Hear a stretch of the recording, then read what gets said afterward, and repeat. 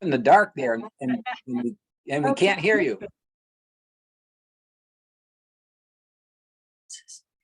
I'm actually in a lit room. I don't know why I'm dark. You can see a little bit. What's going on down there in Puerto Rico? James, Quite nice. James has electricity. Yeah, sure do. No, you have bright light. Ah, there we go.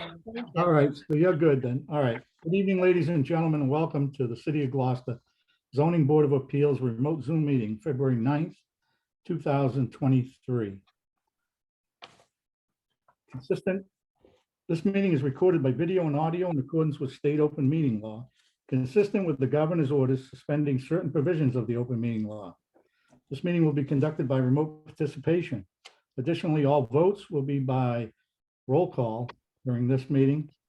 If you are calling in phone and wish to speak, you can press *9 to request to speak. If you're working on a computer or a device, use your raise hand button at the appropriate time. For the record, this is Zoom meeting ID 830-1296-4221. I recognize in attendance members of the board, myself, Joe Parisi, Catherine Schlichty, Peter Canavo, Mike Nyman, James Gelati, Len Gillenhall. And I declare we have a quorum. The first order of business, I guess we'll just do the minutes first. I'd like to have a motion on the minutes of January 12th, unless there are any corrections or omissions. I move approval of the minutes for January 12th.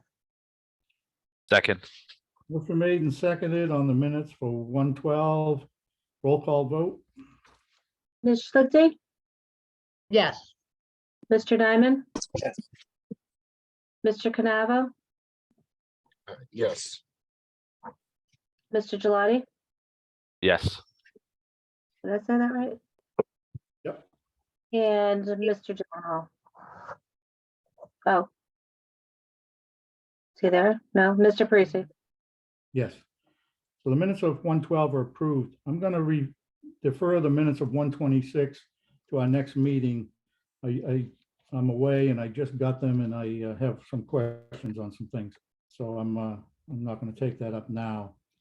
And while we still have Michael here with us, I want to move to the election of officers. We need to elect our chairman, vice chairman, and clerk of the zoning board. Anyone would like to make a nomination or motion on the slate? Feel free. I nominate Joe Parisi to be chairman. Second, We can do it all in one vote. Someone make a motion for vice chair? Catherine Schlichty. Second. Okay, and clerk? Michael Nyman. I nominate Michael Nyman. Second. Okay, motion made and seconded on all three. Unless there's any objection, I will call for one vote on the slate of officers. Roll call. Mr. Nyman, Yes. Mr. Canavo, Yes. Mr. Gelati, Yes. Ms. Schlichty, Yes. Mr. Parisi. Yes. Slate is elected for this year. Now, before we dig into the order of business, we had two requests for continuances for hearings tonight. I'd like to take those up first. The first was the petition of Deborah Poole seeking a home occupation special permit pursuant to 5.3.7 to enable the petitioner to operate a facial salon at home occupancy at 1106 Washington Street. I had discussions with the applicant because they realized when they saw the ad, they were going to be out of the country. And so I had sort of agreed that March 9th, they'll be back for March 9th, and I'd like a motion to continue that hearing to March 9th, please.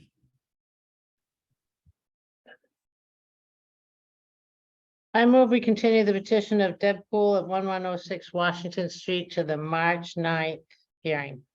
Second, Motion made and seconded, roll call. Mr. Canavo, Yes. Mr. Gelati, Yes. Mr. Nyman, Yes. Ms. Schlichty, yes, Mr. Parisi. Yes, so that's continued. We received a written request about a continuation for the petition of Ryan and Nicole Marks seeking a variance to access the property other than through the lot frontage at 4 Winter Haven Road. I believe they're represented by Attorney Sheedy. Is she on? I see Ryan Marks on. Okay, we can bring them in.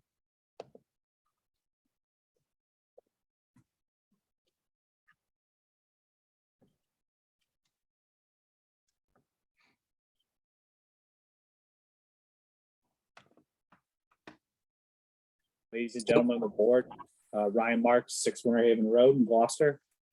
I'm here to ask for a continuance to the February 23rd meeting for my wife and I's variance that we're seeking at 4 Winter Haven Road. Okay, so the 23rd is good for you? You'll be ready for that? All right, Yeah. that's what I wasn't sure about. Great, well, that's, shouldn't be a problem, but we'll need a motion to continue to February 23rd, the petition of the Marks on Winter Haven Road. I move to continue the petition of Ryan and Nicole Marks for Winter Haven Road to the February 23rd hearing. Second. Made and seconded, roll call vote. Mr. Gelati, Yes. Mr. Canavo, Yes. Mr. Nyman, Yes. Schlichty, Yes, Mr. Parisi. Also vote yes. We'll continue to 223. Thanks for logging on, appreciate it. Thank you. Okay, now moving on to our, before we get into the hearings, we have our petition of William Wheat seeking comprehensive permit on 40B at 50 Rear Maplewood Avenue. First, we're going to entertain an update from our legal counsel, Susan Murphy. If Susan could come on. Hello, Mr. Chair. What I wanted to just do was give an update. I know it's been 2 meetings since there was any type. Can I hold you for 1 second? I see Attorney Fabaza has his hand up. Allison, can you bring him in? He should be part of the, he can be part of Yes. this hearing because we may ask him some questions.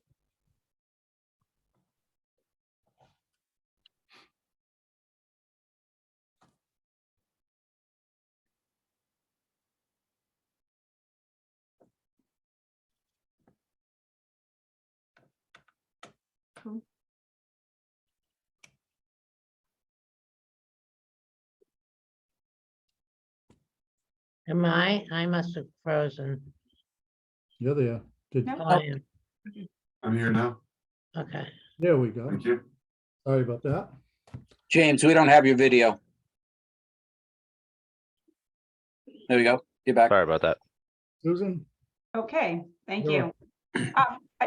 It's been a couple of meetings since there has been any substantive discussion, so what I want to do is just start with a brief update. Prior to the last hearing, the board had received from the applicant team a revised site plan, which primarily is relocating the entrance into the site, and we'll talk about that in a minute.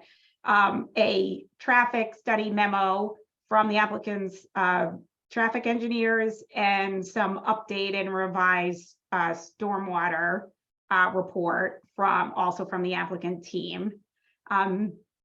During this period, those were forwarded to the board's peer review engineers.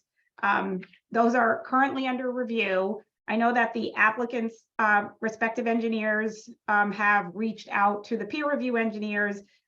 Jeffrey Dirk for Vanass, who's the peer review engineer for the board on traffic, is out of the office this week, but I know he's at least communicated by email with the traffic engineer for the applicant, and hopefully they'll be catching up next week in advance of your next meeting. And I know that Scott Turner from Environmental Partners has had a conversation with the engineer for the applicant's team. to discuss some of the stormwater issues, and that Scott Turner is working on a comment memo that we expect will go out shortly and also would go to the board. So all of the parties on both sides are kind of actively working on trying to review and respond to comments and questions, with the goal towards being able to give the board full presentations on these matters next week. So that's what's come in. What I wanted to suggest for the board for tonight is you had received from me on January 10th a letter regarding certain eligibility letter aspects. So eligibility approval had come from Mass Housing, and discussion about whether or not the board wished to raise any of these issues with Mass Housing to determine what's the appropriate way to move forward on them. There were 4 items that I raised in the January 10th letter. The first one was just clearing up or clarifying who the actual applicant is. And there were emails with Attorney Favazza, so that one may be getting resolved, but we can ask him about that in a minute. The second one was there's just differences in the project, the size of the project, the type of units, bedrooms, those types of things that have been approved in the site eligibility letter, but the actual project is different. So that is an issue that could get raised and brought to Mass Housing's attention for them to weigh in. The third one was kind of the interdependence that's being shown between this site and the existing uses on 50 Maplewood, and whether or not a review of both should be combined and conducted by the ZBA at this time, which has been done in other 40B projects in other communities. And then the fourth one is, the access to Whistle Stop Way and whether the applicant had rights to access where they were showing the original access. So, Mr. Chair, if you'd like, we could start with 2 of them, I think, are resolved or about to be resolved. And we can speak to those 2 first if that pleases the chair. And the first one would be on the applicant if Attorney Favazza wanted to speak to, because I had received an email from him, so I just didn't know if you want Attorney Favazza, if you wanted to speak to that tonight. Sure. As to the ownership issue, we've agreed that we will push title from William Weeks' name individually into the Bigelow Real Estate LLC that is named in the Mass Housing eligibility letter and that owns the adjacent car wash site. And so we plan to have that deed on record before we get you on the 16th.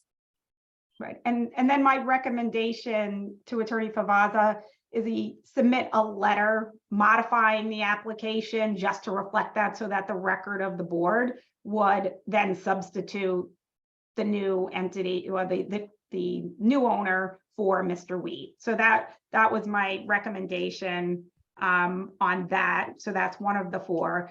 The other one, Whistle Stop Way. The applicant has noted that they do have some questions themselves about the legal access to portions of Whistle Stop Way. I believe they are addressing that by relocating the access. Again, they'll be making a full presentation next week to an area where they have established access. And so I think that would take that issue off the table. And Attorney Favazza, I don't know if I've stated that accurately or not. If you want to add anything, yeah, he's nodding. Okay, so that leaves just the project itself, where the site eligibility letter stated that this approval is for not more than 24 units, but it's actually for 30 units as per the application. There's also a very significant difference in the mixes of studios, 1 bedrooms, 2 bedrooms, 3 bedrooms, where it's now gone to all studios with 4 3 bedrooms. It's a very significant change in mix. And we thought, talking to your general counsel, Suzanne Egan, myself, thought it was something that it was worth raising the question with mass housing, whether or not that was an appropriate change in the mix of the units, because those types of issues are under mass housing's purview. So that was with respect to the design of the project itself. And the other one is the issue of 50 Maplewood and the fact that the traffic for both are flowing through the project site, and the changes are also affecting the flow of traffic on 50 Maplewood, but there's no review of 50 Maplewood happening at this time. So if the board were to approve this project, and then there was a later site plan application made to the planning board, they're handed a fait accompli without the chance to really do a full review of how that's all happening. So it seems preferable, and it has, I said, it has been done in other communities for other 40B projects, that where two parcels are affected by one 40B project, that they should be reviewed together.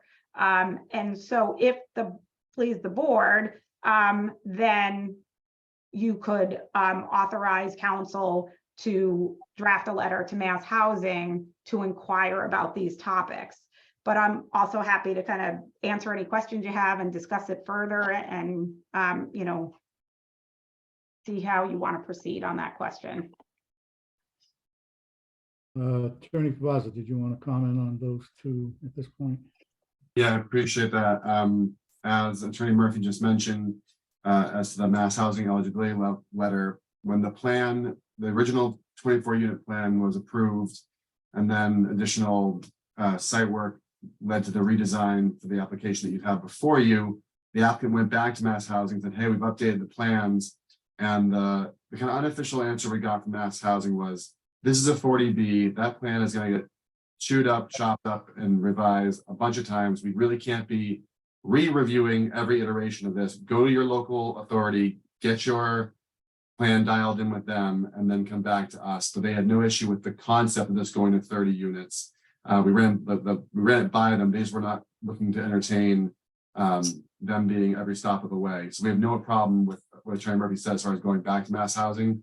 We've just been asked by them to make sure the plan is complete or darn near close to complete before we ask them to review it again. So we have no problem doing that, after the next meeting with this board, where you kind of really dig into it on the 16th. As to the offsite improvements, it can really go either way at the kind of discretion of the board, I would think. So normally under a 40B, one of the benefits is that it's one-stop shopping, right? You come to the Zoning Board of Appeals and you get to kind of get around all the other approval authorities. In this case, because we were offering offsite improvements, we were willing to kind of scale that one-stop shopping back and just request and put in the application, and I think our initial proposal, that a condition of this approval be site plan review or these offsite improvements. And so if the zoning board wants to look at how we want to redesign the car wash site and incorporate that review now into this process, that's fine.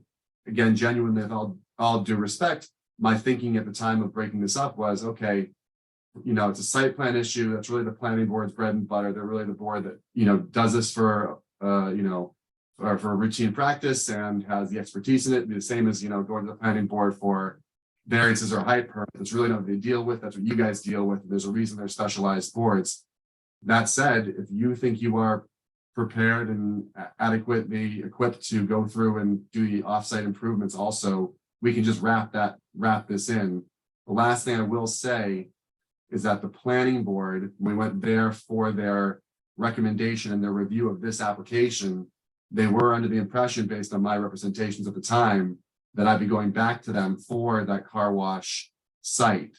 And so if we decide that the zoning board is going to handle that car wash site also, I think it'll be only right that I go back to planning board at least once to tell them, hey, things have changed. The zoning board is going to take care of this whole thing. Does that change your recommendation one way or the other?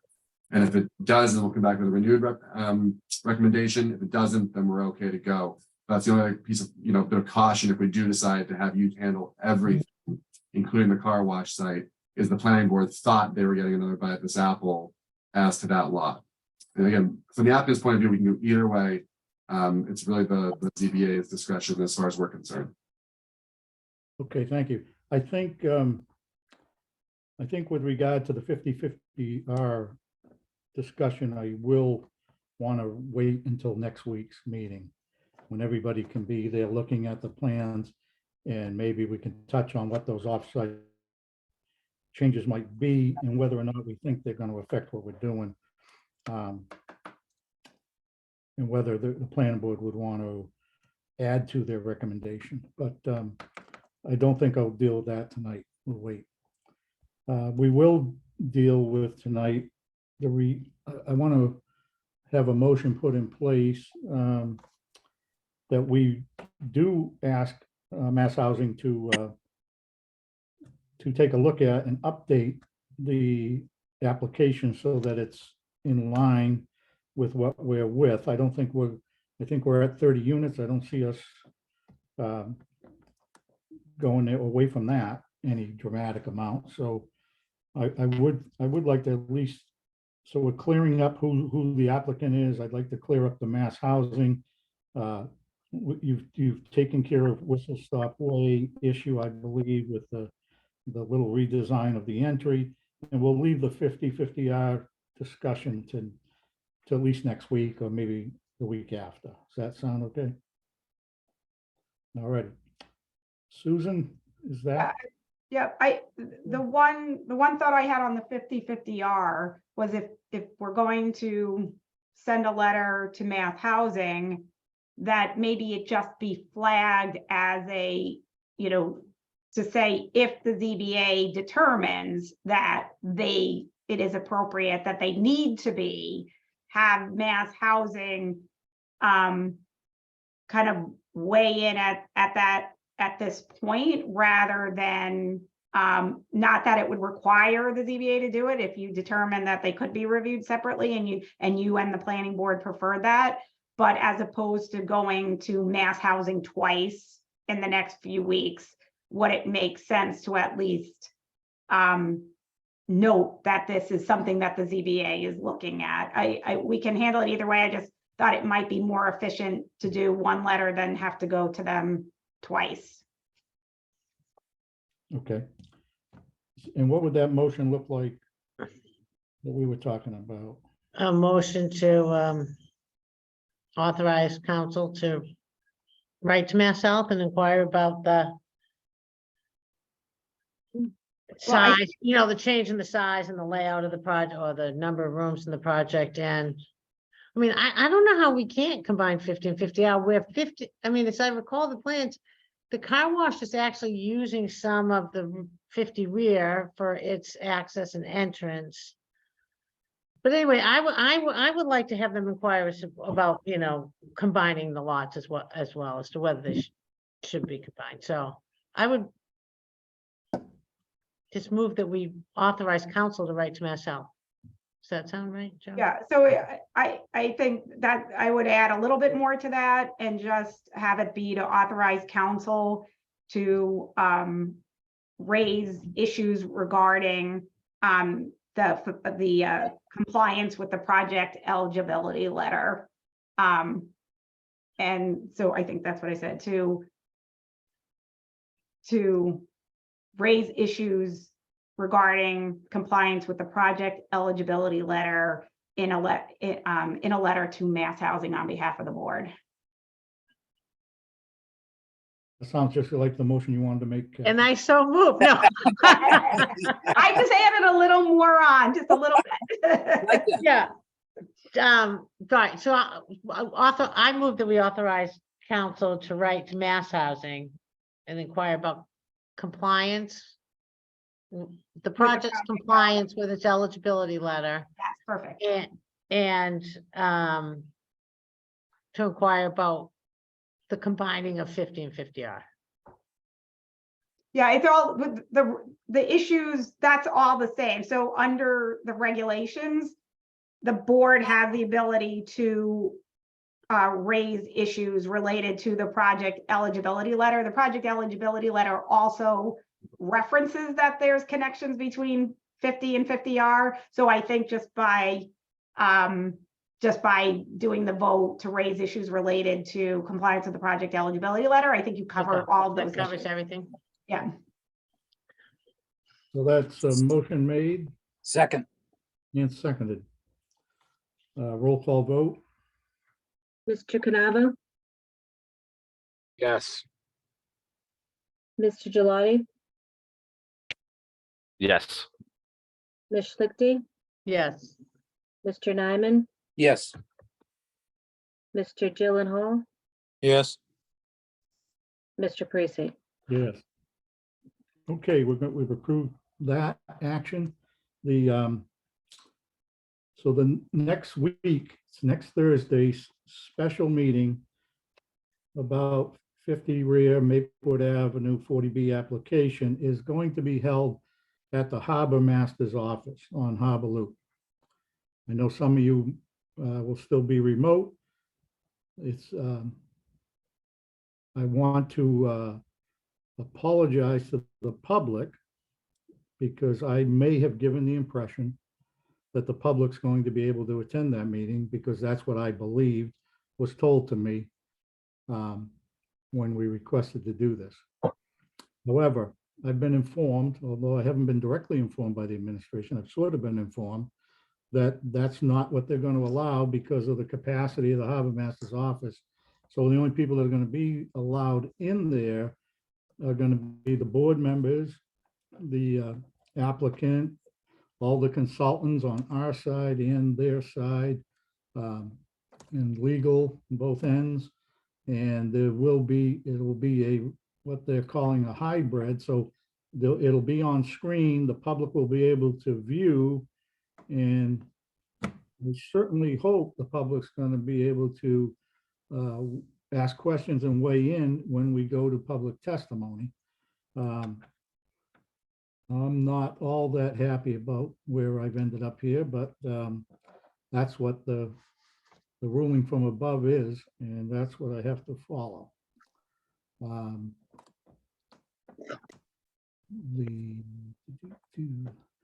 I don't know who's policing the door at this thing, but we may need a constable. I don't know. So, Joel has a question. yes, If I may, Mr. Chair, it's quite a long list of participants. So the Harbor Master's Office hybrid setting has been tested previously. The ARPA funds meetings were held there. The public had no issue listening to the presenters, viewing what was being presented, and contributing and collaborating remotely via Zoom.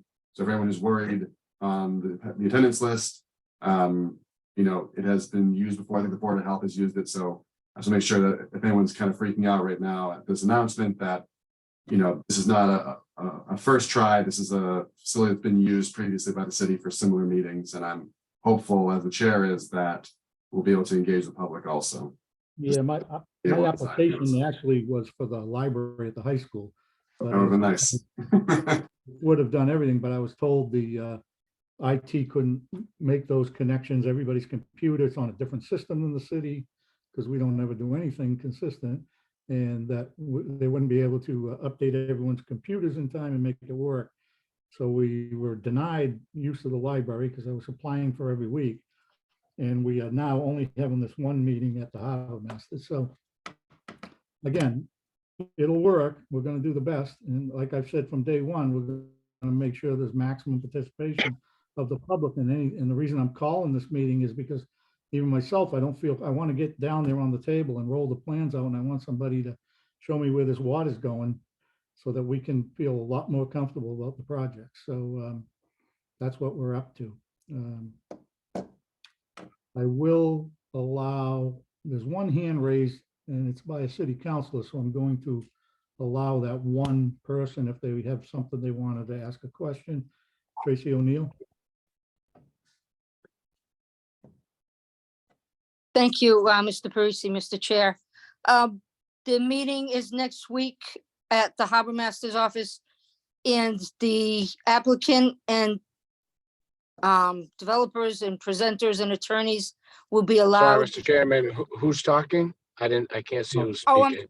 sorry. My name's Tracy O'Neill. I'm the Ward 2 City Councilor. Thank you.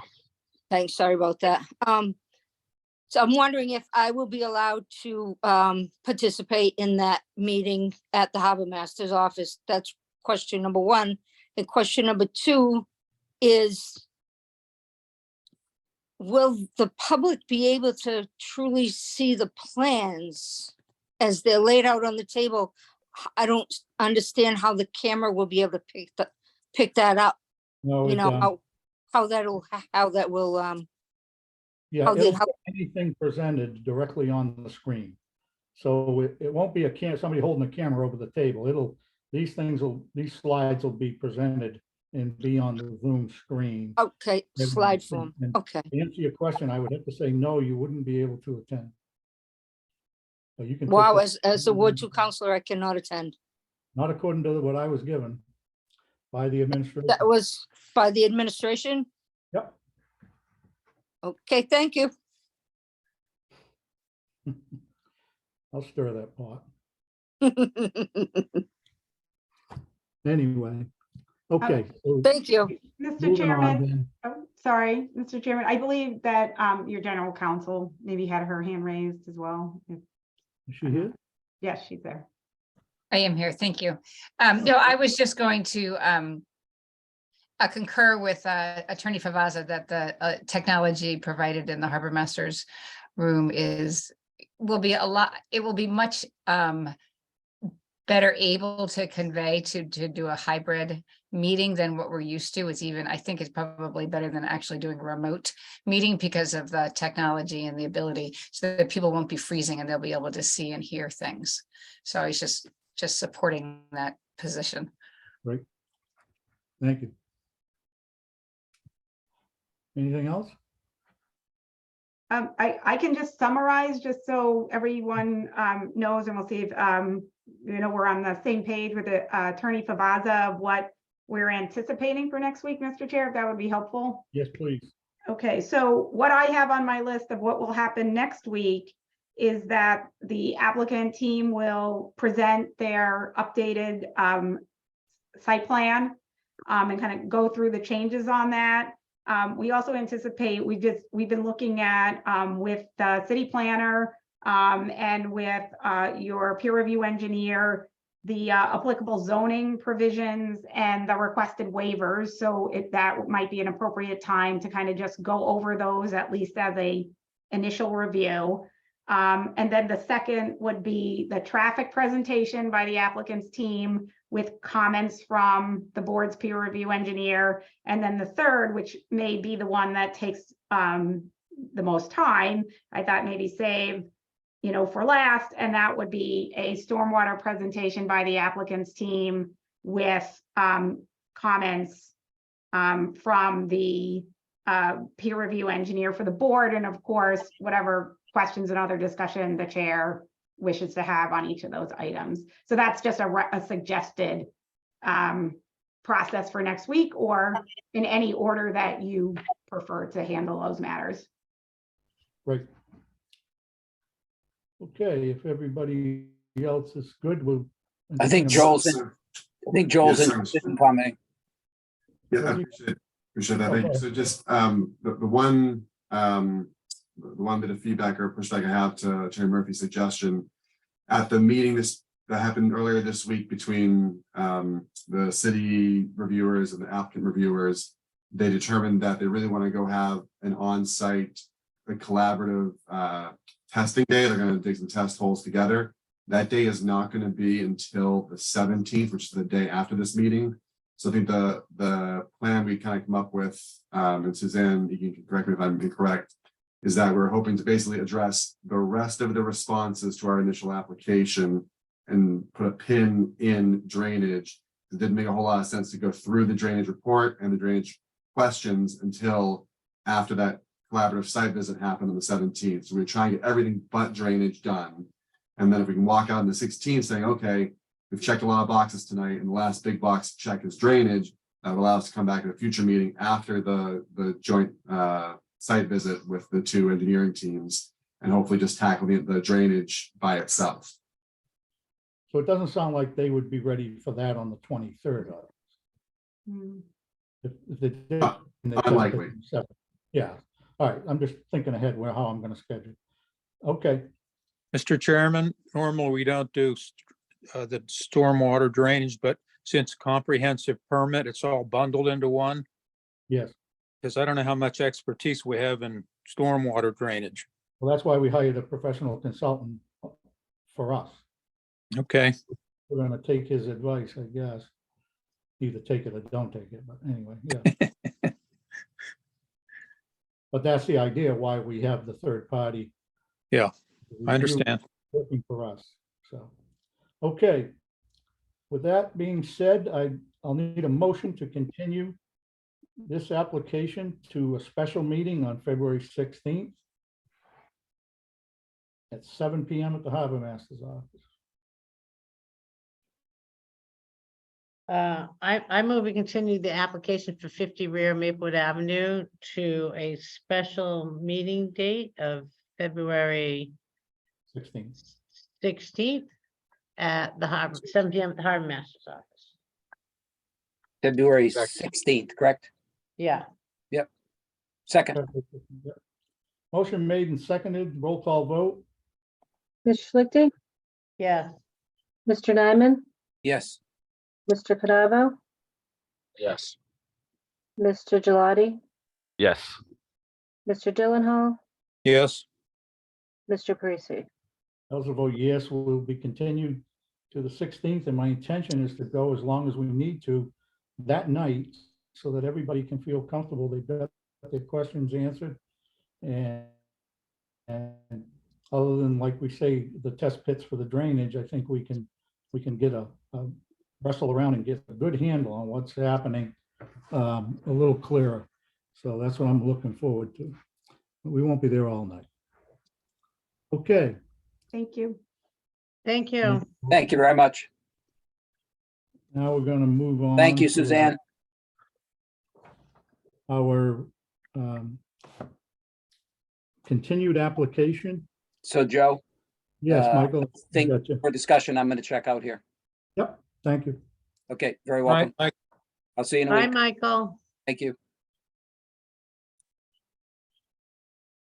Okay, our continued application of Timothy J. Ott seeking a special permit under 3.1.6A to alter and expand a non-conforming structure to enable petitioner to add decks, addition, and dormers to existing structure at 638 Washington Street.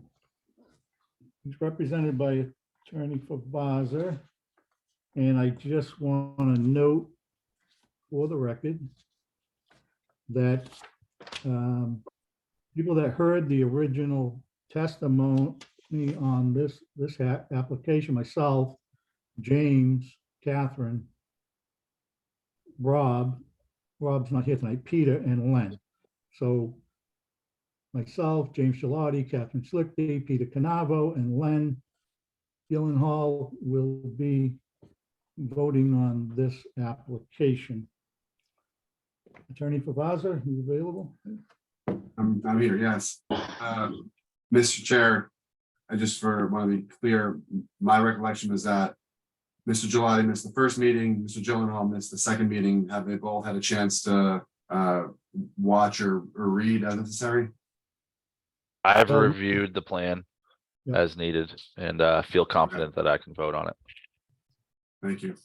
Mr. Gyllenhaal was I actually was, the person that requested the continuance so that we could look at the site, I believe. that's correct. That's what my record showed. Yeah, but I think he wasn't here for the, oh, we got continued. That's right. This is my second. That's right. Yeah, Thank you. yeah. So we're So good. I'm- Gyllenhaal's not missed anything. It was, okay, Yeah, James did the affidavit on the. beautiful. Okay, let me throw my screen share up and we'll try and get through this for everybody. All right, for the record, my name is Joel Favazza. I am attorney at Seaside Legal Solutions with an address of 123 Main Street. I'm here on behalf of Timothy J. Ott, the owner of 638 Washington Street. Brief recap, I was here on January 13th. We're just looking for a special permit to alter and expand in order to add decks in addition to 638 Washington Street. There was a continuance so we could address concerns from two of the neighbors. For those who don't remember, the proposed work is to convert an existing deck in the rear corner to livable space and to tie it into the existing kitchen. Then construct a new first floor deck that's kind of right off the ground, and a second private deck up on the top of like the roof area of the addition itself. That's just another slide showing the red outline of the work proposed. And that's it up on the second floor rather, and you can see that the second floor deck just kind of comes out over the existing kitchen and or the existing deck rather, which is being turned into that kitchen space. The nature of the opposition, as I recall from reviewing it, was that there were two properties to the rear that had privacy concerns with the views into the yards from the second floor deck. And there was, for at least one neighbor, general objections about extending the existing nonconformity to the rear. And so I'll go through this in a moment, but I went out to look to make sure the views in the existing second floor windows are, basically what you're going to see from the proposed second floor deck. I also want to point out the second floor deck is accessed only off the private primary bedroom. It's not accessible from the yard. It's not an area for hosting. This is a private, bedroom deck. It looks like the neighbor to the rear left is shielded by vegetative cover and just sheer distance away. And we're going to propose shielding on the right-hand side, which you'll see in a moment, to basically eliminate any view gained of the neighbor's yard on the rear right. And then as far as the objections about the penetration into the rear yard setback for this deck, again, right now there's a backyard, you come off the existing deck into a backyard area, and the delineation of how far you kind of recreate back there is the fence on the lot line. This proposed deck is actually going to pull things back from that property line. And so the current way the property is enjoyed is actually closer to these neighboring properties in the way we expect it'll be enjoyed if this deck is to be built. And I'll go through that in a moment. So I went into the house, which is under construction right now as part of an interior renovation. This is the existing view from the second floor bathroom window. One of the letters of opposition talked about a play set. You can kind of see it off the screen to the left, and the house to which that play set belongs, I believe, is like down here. As you see, a lot of evergreen trees in between the two properties. Then you scoot over to the existing bedroom. If you look left, you get a little more of that swing set. And again, you can sort of see the neighbor's house through the evergreens. And that's, again, the existing view out to the left. And I'll come back to that in a little bit.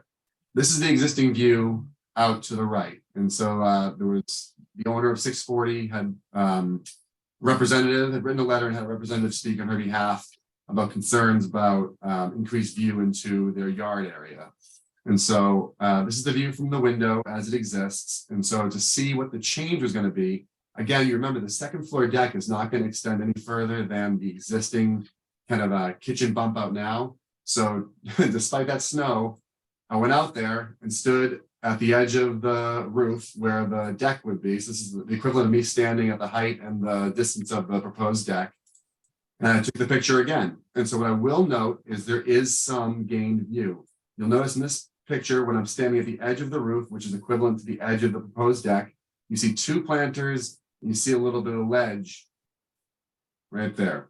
When I go back to inside, I can only see the one planter and I can't really see the ledge. So, we acknowledge that, yes, there is a little bit of increased view into this patio area from the second floor if this deck is to be built.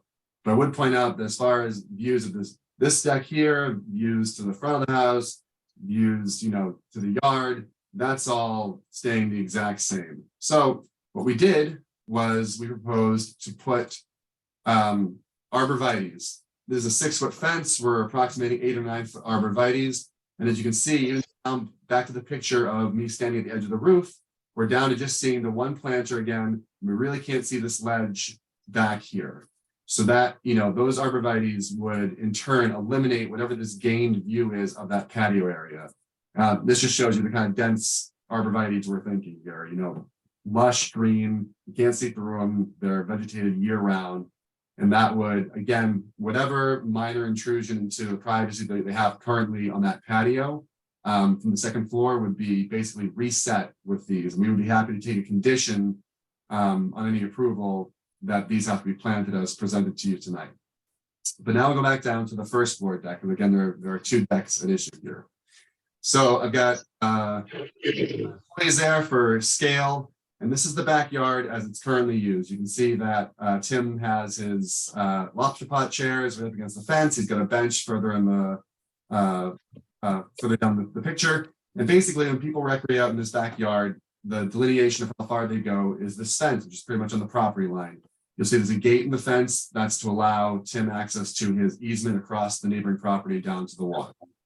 And so already as it is, if you're at this house and you're in the backyard, you're pretty much right there up against the property line. But most interestingly is the deck, and this is approximate, the deck is going to come out to somewhere along the snow line, maybe a little further back, maybe not. And so what this is actually going to do is, as this deck becomes the area where, friends and family kind of congregate outside, you're actually pulling everybody back from the edge of the property. Right now, people are up to the edge of the property. This actually creates an artificial barrier and actually puts a little space between the fence line and where people are kind of congregating. And as you'll see in a future slide, this deck is not a very tall deck at all. At one point, I think it's 1.5 feet off the ground, and at its steepest down here, it's 2.5 feet off the ground. So it's not like we're going to be getting up on stilts. We're pretty much going to be the difference between sitting down and standing up, but again, pulled several feet back from the fence. Then we have the issue of that swing set. Again, this is an aerial shot. It's roughly 80 feet from the nearest corner of the proposed deck to where the swing set is.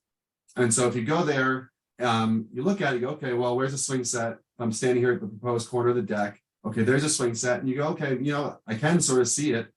Obviously, I point out that right now, if I'm hanging out back here in the backyard, I can certainly see it. And me being up 1.5 feet on a deck really is going to make that big of a difference. But with this kind of view of that swing set fails to take into account is this was taken earlier today, actually, while, everyone's at work and no one's home anywhere. You throw a car there, you throw a car there, you throw a car here, you throw a car here, and suddenly that swing set is no longer this clear shot from this corner. And again, regardless of the view, it's not really going to be impacted by a deck being 1.5 feet off the ground versus what's there today. And so there again, in the red outline is the totality of what we're trying to do here. Again, we've got, a short deck up off the gravel, right? It's going to provide some containment, some delineation, and just kind of keep it a nice area for people to spend some time. The second floor deck also is only 11 feet, like the decking of the deck will be about 11 feet above the existing gravel yard. It's not some roof deck, it's not a bird's eye view. And again, as I mentioned, is a private deck. This is not accessible from the yard. This is not accessible from the common hallway. This, you have to go through Tim's primary bedroom to get out onto this deck. So this is not going to be a hangout spot, some party that people may be envisioning is going to happen at this house post renovation. So we get back to the standard that you have to apply. And obviously you have to make a finding that what we're proposing is not going to be substantially more detrimental to the neighborhood than what already exists. Again, the interior addition basically retains the footprint. The increase in nonconformity is the construction of the new deck pushing to the rear. But I pointed out a minute ago, there's really no impact to the feel of the neighborhood. If anything, ground level recreation is pulled back a couple feet from the fence line. The views from the upper level are nearly identical, and any increased view of 640 Washington, we're willing to block with plantings. And later is, last thing I want to talk about neighborhood support. So obviously the two houses marked in red, they were the owners from those properties have written in opposition and or spoken opposition at the last meeting. The properties outlined in orange, we confirmed their support today. Honestly, one told us that they would have spoken up sooner, but they thought this was such a no-brainer. They were surprised to hear we were having difficulty getting through the permitting process. And everyone else in this picture is silent, right? This didn't raise anyone's eyebrows sufficiently to come out tonight, or perhaps maybe I'm wrong about that. But they came out last time. There's nothing to file from anybody. And so we've got two neighbors who have spoken in opposition. I have two neighbors who have spoken in favor, and I have a bunch of neighbors who apparently don't seem to really be bothered one way or the other about this.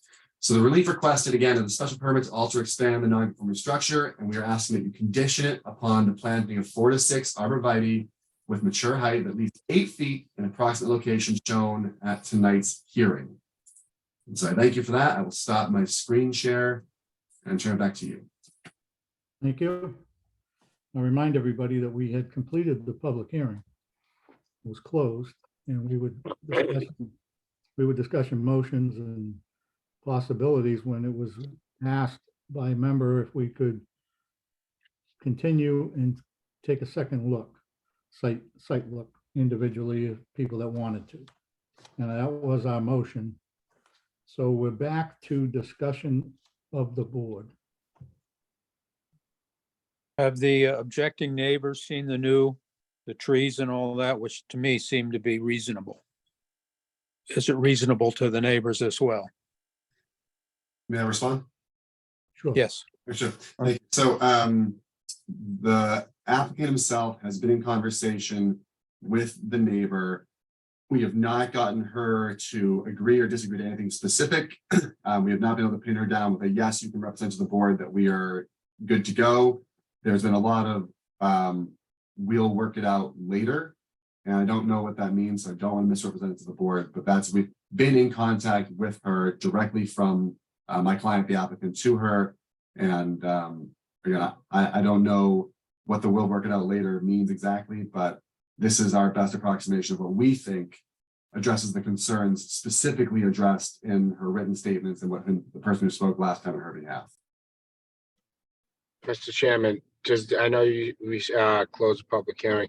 Does the opposition have another opportunity to speak if they're present tonight based on the new information provided by Joel Favazza? No, Okay. because we had everyone, they were allowed to give testimony. We closed the public hearing. We were discussing the motion, potential for a motion, when we voted to postpone so that members could take another look if they wanted to of the site. So we're back to that, hoping everyone, I know I didn't really feel I needed to go back out, but I did anyway. I went back out and I took a fresh look at it, and I'm satisfied to continue.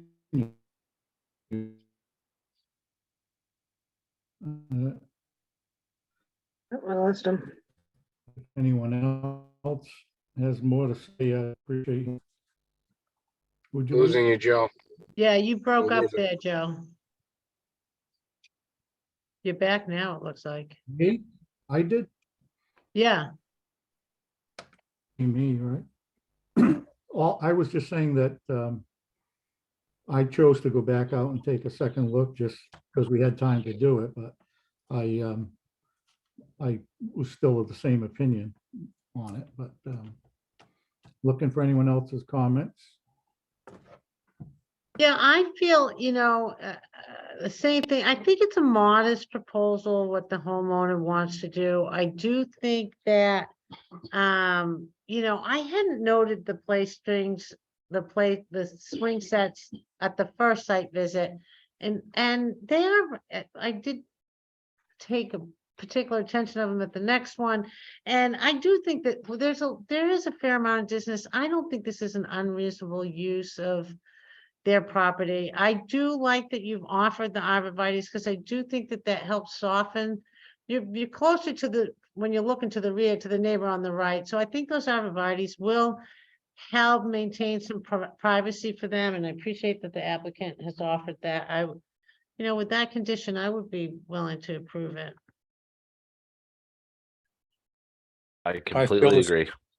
I agree too. I think it's good that the Yeah. board took another look, because that's our job for the neighborhood. And I think I don't know what the vote's going to be, but I think we've come to the right decision, or will come. Okay. If anyone, I know there's a hand up, but I just want to remind the public that we did receive letters that were distributed to the board and were posted on the Google Drive for people to see. And I think the attorney Favazza also read those and has offered a little mitigation there that he probably didn't have to, but I think it helps. And the people are entitled to look straight out. I mean, they're not asking to have to look left and right. Like I say, they've got a beautiful straight out view and they should be able to enjoy it. But that being said, if anyone's ready to make a motion, I'll entertain that. Oh, I'll make a motion. On the petition of Timothy Ott seeking a special permit to alter, expand a non-conforming structure to enable the petitioner to add decks, addition, and a dormer to the existing structure at 638 Washington Street. I do think that this project does intensify the non-conforming nature of the property, but I do not think it is substantially more detrimental than the existing non-conformity for most of the reasons stated. Therefore, I would move approval of the special permit with the condition that the applicant plant 4 to 6 arborvitaes that are going to reach a height of at least 8 feet as shown along that fence line between the applicant and his neighbor. Second. We have a motion made and seconded. A roll call vote. Mr. Gyllenhaal, Yes. Mr. Gelati, Yes. Mr. Canavo, Yes. Ms. Schlichty, Yes. Mr. Parisi. I also have to agree that the not substantially more detrimental to the neighborhood than the existing buildings in use. And I also vote yes. We've heard our decision is favorable. We will get those plans stamped and signed, and we look forward to a draft, help with the draft. And also if, can that picture with the arborvitaes be forwarded, well, or included with the draft so that it become part of the record? Yeah. Yes. Yeah. Sure. Thank you. Okay, moving on. We only have one other hearing tonight, and that's the petition of Mariana D. Mercurio, seeking a special permit under 3.1.6A to construct a single-family home which exceeds the maximal height allowance. It says, I noticed on the application and on the proposed change, it correctly identifies this as an R20. The ad apparently said R10. I don't think that rises to any issue because the height requirements in an R10 versus an R20 are identical. And I don't think it would be a problem, but so it's to exceed the maximum height allowance in an R20 zoning district at 7 Lands End. I believe represented by Attorney Favaza. Yep, thank you. Bring my screen share back up. Once again, for the record, my name is Joel Favaza. I'm an attorney at Seaside Legal Solutions, 123 Main Street here in Gloucester. I'm here on behalf of Mariana D. Mercurio. She is the owner of 7 Lands End Lane in Gloucester. Proposed work is construction of a new single-family house on a vacant lot. We are in, as the chair noted, the R20 district, and I do want to apologize that errant R10 description was in one location on the application we submitted. And so we suspect that the one part that got copied for the ad may have been the one part that misstated the district, but as the chair mentioned, the height is uniform across these districts. So the lot is conforming, the lot is currently vacant land. My applicant was actually the first to purchase one of these lots after they were chopped up. Unfortunately, life doesn't always go as planned. And so over the last, 30 plus years, she's been working, she's been holding on to the property, paying her taxes and working her way back to getting to the point where she can finally build a dream house out there. Of course, in the meantime, the neighborhood itself is built up around her. And so she's going to be the first to purchase and last to build. But that's, again, the way life works out sometimes. The relief requested, all we're asking for here is a permit to exceed the maximum allowable building height. As you know, the maximum building height allowed by right is 30 feet above average grade. The proposed height of this structure at its tallest point is 34.3 feet. So it requires a 4.3 foot relief in a special permit.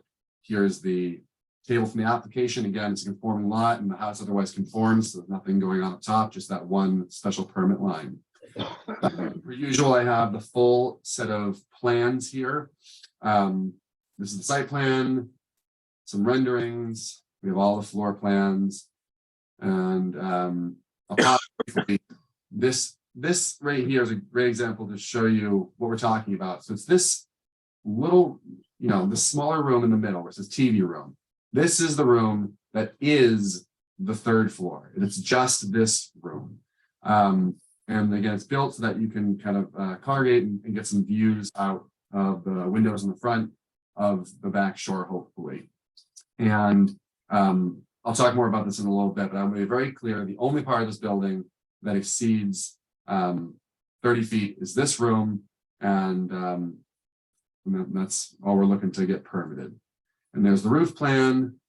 So now we have some side elevations. As you can imagine, lots of windows on the sides facing toward the water.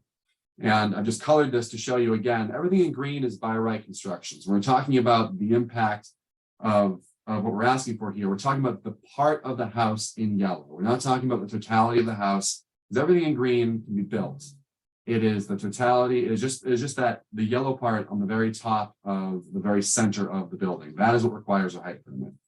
Here are the two other elevations, again, same thing.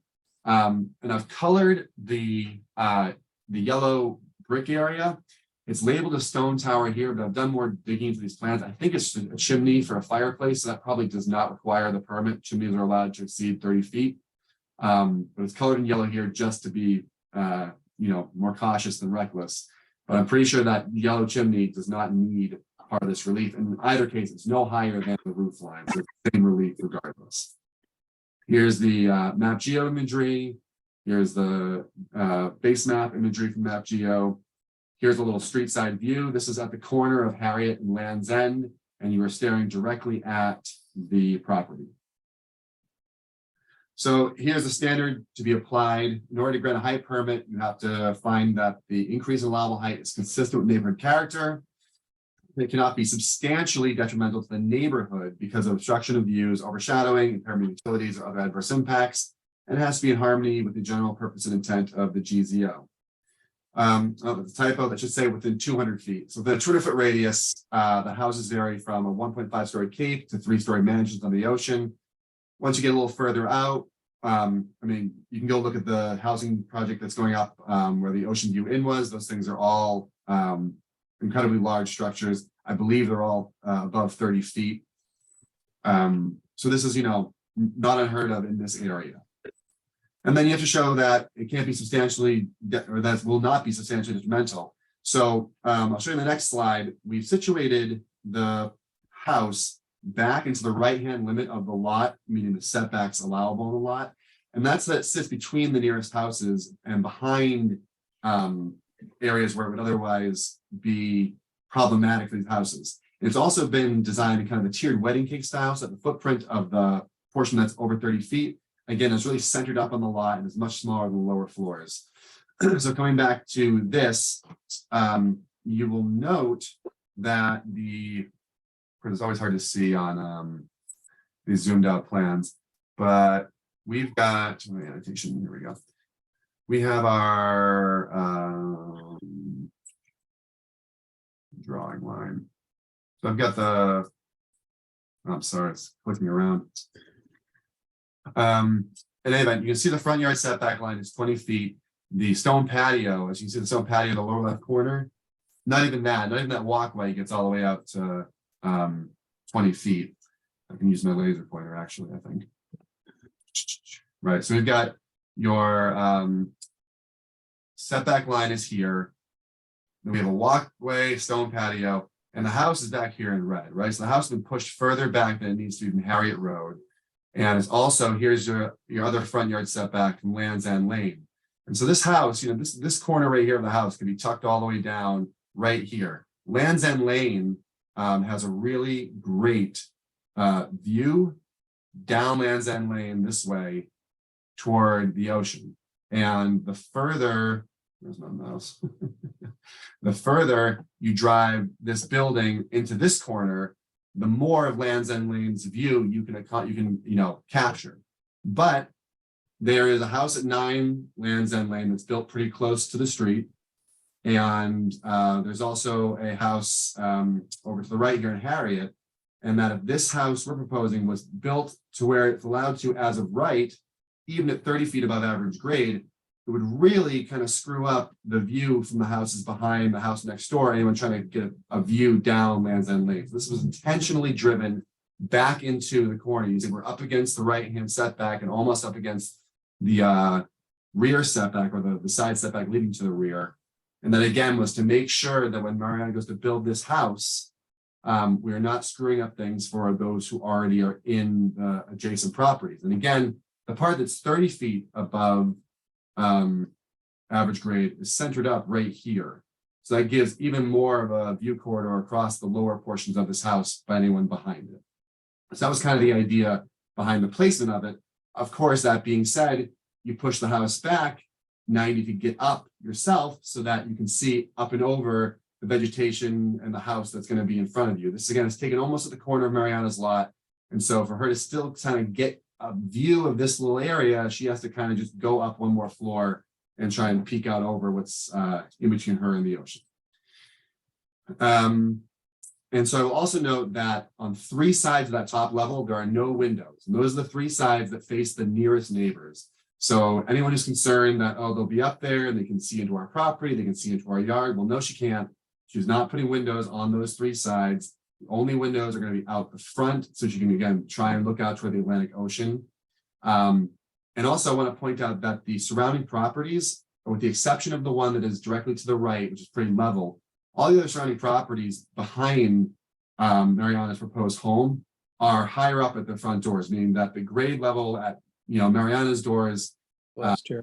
in the high 40s, and everyone else behind her is usually 55, 56, 57 or better, right? And then you have to go, is this in harmony with the general purpose and intent of the GZO?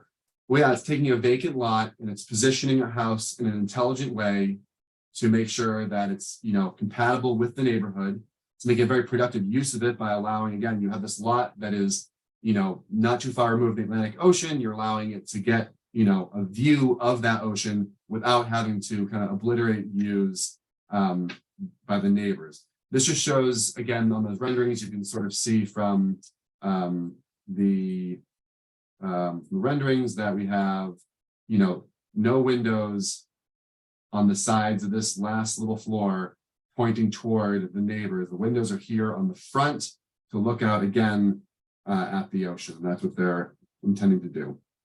So the relief requested, again, is a special permit to exceed the maximum allowable building height. The relief requested specifically is 4.3 feet of relief, and that applies only to that portion of the building in the center of the plan as shown. Thank you very much. I will stop my screen share and turn it back to you. Thank you. Show us the square footage of that TV room. If you want to give me 1 minute, I can calculate it for you right. Thank you.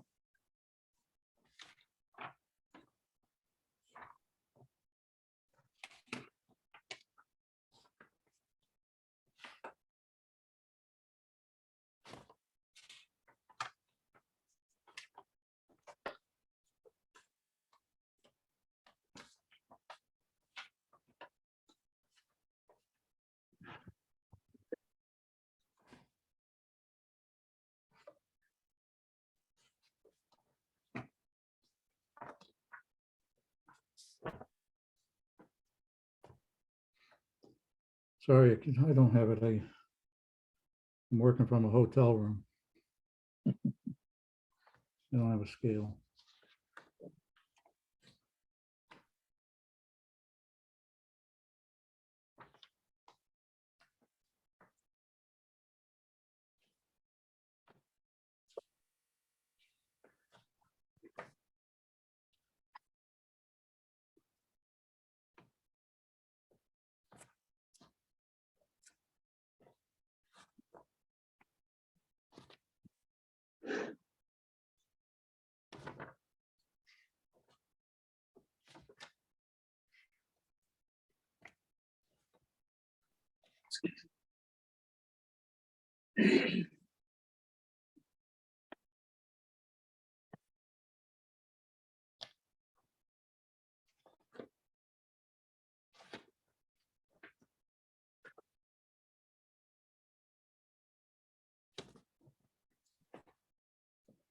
Cool.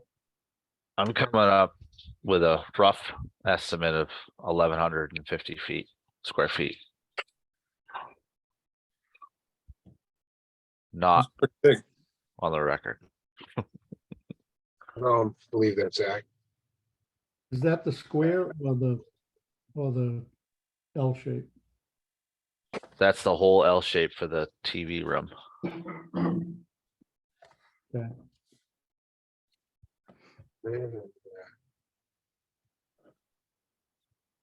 Phil, you're muted if you're talking to us. I'm mumbling to myself over here. I've set the scale several times on my software, but it Sorry. keeps. So I can, right, the portion with the windows is roughly 22 feet by, I do apologize. Usually I'm able to just kind of scale these really quickly with my software, but for today it's not grabbing me. But I've got 20 feet across the top, so I'm guessing roughly that the widest part in the rear, it's probably 44 feet. And then, again, you're looking on the right-hand side, probably get another 22, 25 feet. So if I do, I'm sure there's what James was doing. Let's do two rectangles. Seems about 11. Joe, the portion of the building is 39 feet overall, and that third on the second floor. And then when you look at that third floor, it looks like it sits in probably a few feet from each side. Yeah, I know it's 25 feet in from the left side. It's 3 feet in from the right side. So you're probably looking at 32 feet wide, roughly. Yeah, potentially. Yeah, that would make sense. Again, I'm sorry, I don't want to represent any numbers. I just can't. No. That's fine. My estimate was Yeah. at 30. 1100 Peter. sounds pretty close. Yeah. So Yeah, it says 25 feet in from the left, 3 feet in from the right. Again, another, quite a bit in from the back, quite a bit in from the front. I don't have. It looks like, to me, it looks more like under 900 square feet. I thought it was Right. like because with that L shape, but again, I don't want to agree to disagree with anything because I just don't want to be incorrect in my speaking tonight. Sorry about that, guys. No, I agree. I look at. I'll keep working on it. I think there's gonna be some neighbors who are gonna speak, and so I'll keep working on it while Okay. I speak, if that makes sense. Sure. Yeah. Okay, Mariana DiMercurio's hand is raised. well, yeah, Mr. Chair, she is the applicant. If she has Right. the number, I would ask she'd be allowed to speak just for the sheer providing the number. here's the number. Yeah, we'll take her in. You put her on, Ellison. Yes.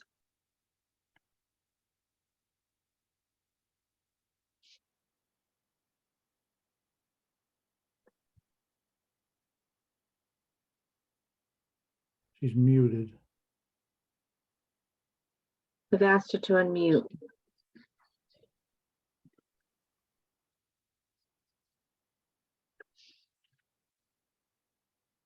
Can you guys hear me? Yeah. Yes, could you give us your name and address for the record, please? Mariana DiMercurio, 540 Washington Street. It's Thank you. about 800 square feet. Thank you. Thank you so much. Okay, so that, we know we're ballparking. So let's, if no one has any immediate questions of the applicant, let's take public testimony. Anyone in the audience that wishes to speak in favor of the application, in favor, you can raise your hand, or if you're on the phone, you press *9. And I remind everyone, when you come in, give us your name and address first before you speak. Anyone wishing to speak in favor?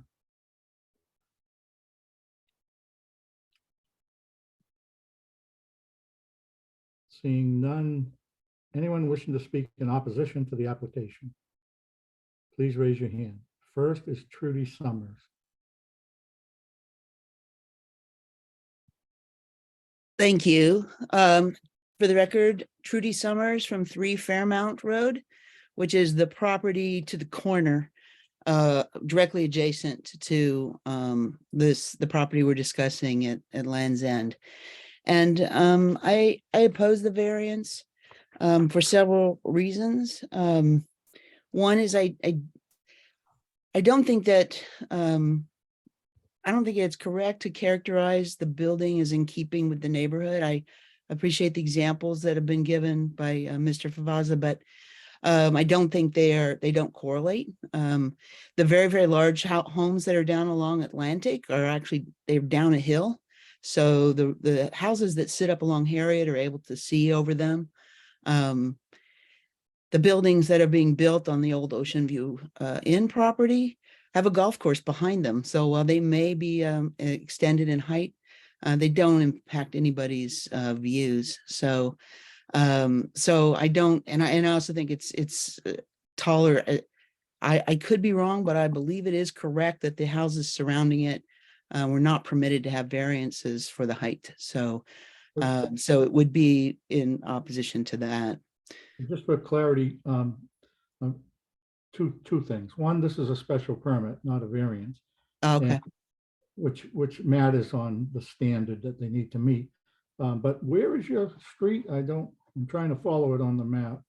So Really? Fairmount, well, if you look at the lot where the Seven I Lands see End it is, now. I'm sorry. yeah, that's I can okay. read It's it in the now. corner It's there. tough to read. So your road that divides, you're on the other side of the abutter. Okay. Yes, and my property does actually abut to, because of the way that lot is drawn, my property actually does abut to Seven Lands End. So, yeah. Okay, so you're like 76-70-22. Okay. Just Okay. trying to help everyone know who's Sure. where. Thank you. Sure. No, I appreciate that. Thank you. So that would be my, my first point. I think secondly, this is a very large house.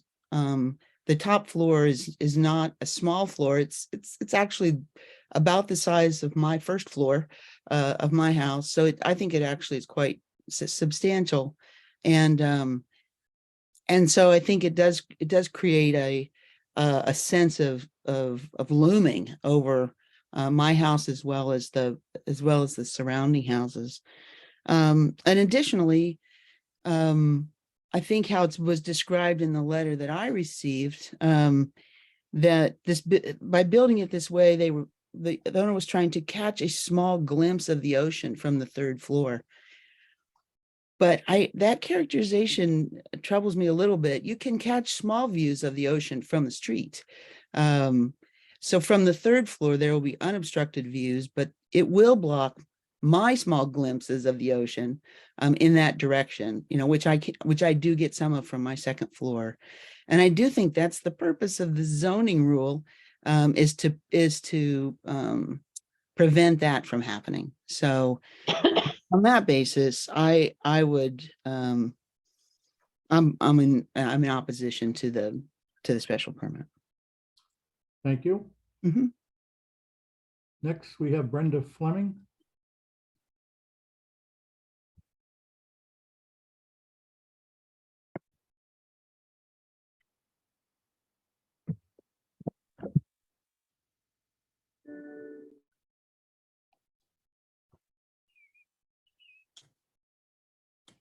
Can you hear me?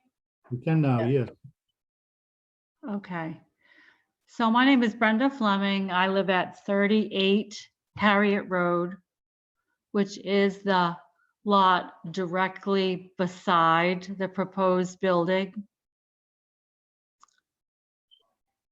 My husband and I have lived here since 1993 or 4. And we set our house back so that we could take more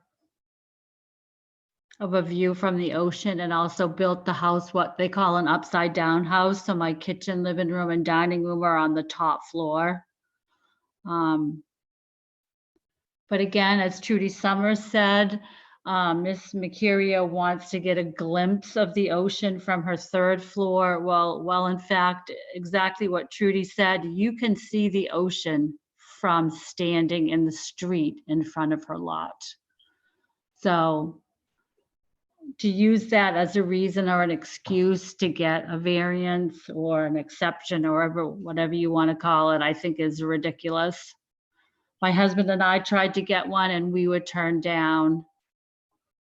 The house does not fit with the look of the neighborhood. It's huge. It doesn't fit the style of the neighborhood.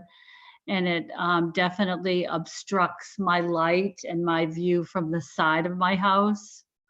As well as I know it obstructs the view from the Sudbay's home right behind them. So again, she can see the ocean from the street without wanting to build a house that exceeds the limit. And there's limits for a reason, you know, because if one person gets it, we're going to be doing this all the time. So I oppose the building. Thank you. Cassandra Hunt is next. Hi, sorry. This is Colette Cipolo. I live at 9 Land's End Lane. I'm just on my work computer, so it comes up as another name. I too oppose the building height special permit at 7 Land's End Lane. When I bought my land in 1991 and built my home, there was a house right across from Miss DiMercurio's land, right on Harriet Road at the street. That has since been torn down and a larger home has been put in closer to Atlantic. That has actually opened up the view to 7 Land's End Lane. So at 5 feet 6 inches, I can stand anywhere on her lot and have a very good view. I would assume from a second floor, it would be pretty close to unobstructed. I don't understand the need for a special permit over height variance of a room that large. It really is not in keeping with the neighborhood. And it probably will have a lot of effect on light and air as much as view for myself and my neighbors. And I don't see it as a necessary thing. So I am in opposition. Thank you. Up is Kelly Hurley Blagden.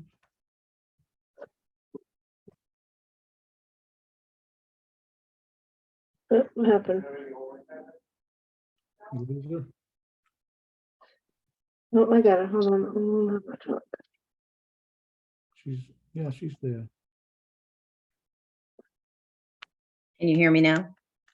Yes, we can. Okay. Hi, my name is Kelly Hurley Blagden. I live at 8 Land's End Lane. I'm directly across the street from 7 Land's End Lane. I absolutely oppose this. My home is a ranch. One thing I really want to point out here is we're looking at a 3rd floor. It is a full 3rd floor. Looks to me to be a flat roof, so you can imagine what that's going to look like next to my ranch.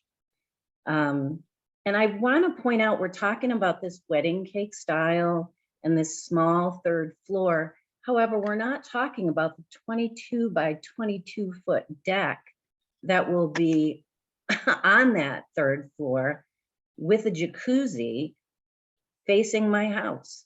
So maybe there won't be any windows on this 3rd floor, but imagine my ranch across the street with an additional 4 feet going up. I mean, that makes a big difference, with a deck on the 3rd floor with a jacuzzi looking over my property. I think that is very, very intrusive.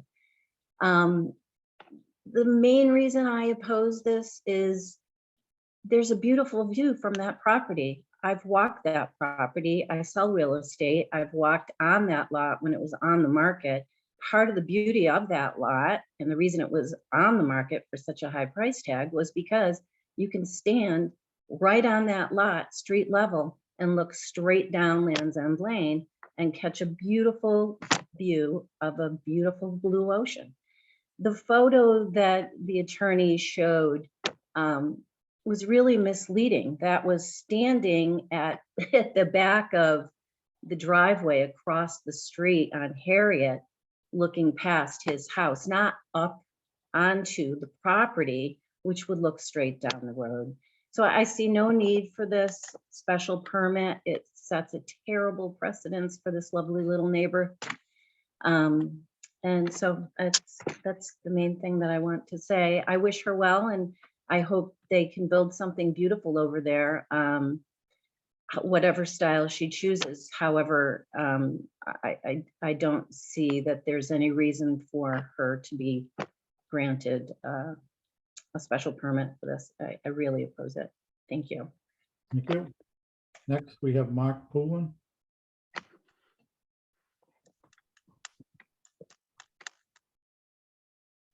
Hi, good afternoon. Mark Poulin. I'm at 84 High Popples Road. First of all, thank you for addressing the zoning district concerns I had. I didn't get a letter in time for the 72 hours, but you addressed it tonight. Thank you, and thank you to the clerk. I am opposed to the special permit for the simple and obvious reason that wanting to see the ocean is not a hardship. Many of us along the area enjoy seasonal views with this project, which was this project at a 30-foot height would still provide. Nearby neighbors fought for over a year to insist that developments along Atlantic Road comply with the height limits, and they did. The only building on the Atlantic Road that is above that was the existing 120-year-old structure that's 42 feet. Everything else was kept at 30 feet. And I don't think anything has been built in our neighborhood over 30 feet in recent years. There's a new property on Grapevine, 68 High Popples, and all over the place. Nothing has been granted a height variance. I walked the steps from midway up the property line, and in 15 steps it takes to get to the end of Harriet, where you can see the ocean. In less than 1 minute walk, you can make it down to the end of Atlantic, where you can see unobstructed 180-degree views. Right. Again, this is not a construction, utility, or setback hardship. And you know, I just hope everybody's paying. I'm glad everybody's paying attention. The neighbors, these things often creep up in the winter months when people aren't paying attention. I think the character of our neighborhood is at stake. And I ask that the ZBA comply with our current GZO height regulations. Thank you. Thank you. Anyone else wishing to speak in opposition? Alan Murray.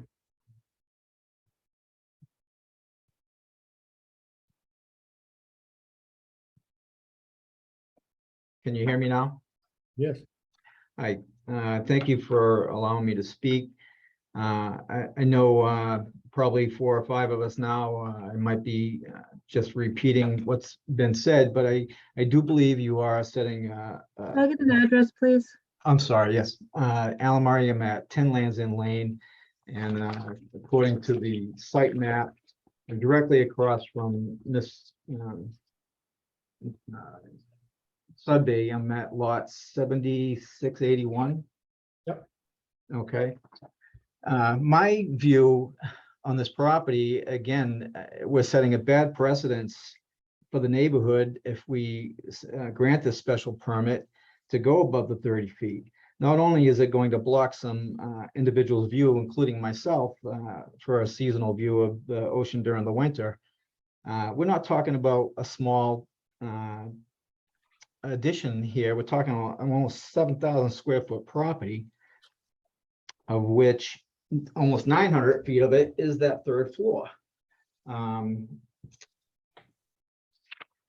I will lose from my 2nd floor. I am going to lose my view looking towards the twin lighthouses off of Rockport.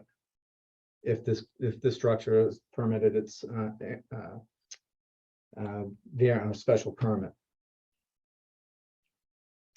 I've been at this house since 2003, August of 2003, and I not only do I not think that this is a conforming structure to the New England style neighborhood that it's at, that I can deal with, but the height variance, so a height special permit should not be allowed. Thank you. Thank you. Anyone else? Seeing none, close the public testimony portion. We'll go to rebuttal with Attorney Favazza. Thank you. Let me set my screen share back up. All right. So I think at the outset, I just want to, remind the board respectfully that you are here to, make a ruling on a legal ordinance that's before you, right? And what we heard tonight, unfortunately, was a lot of worry. I think a lot of it unfounded. What we didn't hear tonight was a lot of people actually making any legally viable arguments as to why this permit should not be granted. The standard is not, is there a hardship? The standard is not, does she need this? The standard is not, well, I can't see the ocean, so she shouldn't be able to either. The standard is simply, is this going to overall genuinely impact the neighborhood to a substantially detrimental level? And I'll go through now why I don't think it will. So first off, I want to be clear that we reached out to every neighbor on the abutters list more than 2 weeks ago. I personally sent a letter to everybody, and in that letter, we specifically requested, again, this is, the last lot to be built, right? Everyone else is out there. Mariana was first to the party initially, and now she's last to the party. And again, she's looking to live out there herself. So she's not looking to, was hoping not to upset these people. We specifically requested that if anyone had any concerns, they please reach out. No one reached out. And honestly, before Tuesday of this week, we said, well, that kind of makes sense. This really isn't a controversial request. So it's great. Then this week, we're blindsided with an upload to the city's website of 8 neighbors. I want to point out that in the 30+ years my client has owned this property, she has never opposed any neighbors in the construction efforts. She has never opposed anybody who was successful at the ZBA. She's never opposed anyone who was, not successful. She's been going along to get along. Was surprised that so many neighbors would not return the kindness. To address the concerns articulated by these neighbors, so 38 Harriet Road, that's the house directly to the right. They talk about loss of light and air circulation. Again, we're abiding by all setback requirements.